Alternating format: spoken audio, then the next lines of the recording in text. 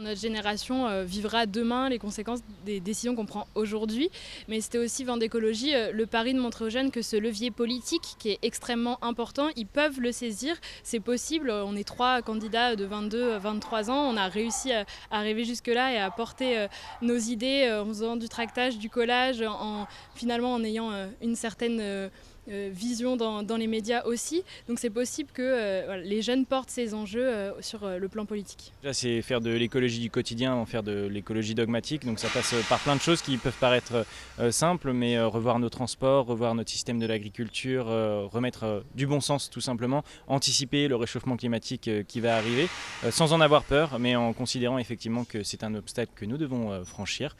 On parle évidemment de toutes les problématiques vendéennes aussi, les déserts médicaux, l'accès à l'emploi pour les jeunes, l'accès à la formation supérieure qui est plus difficile de fait, nous sommes un département rural.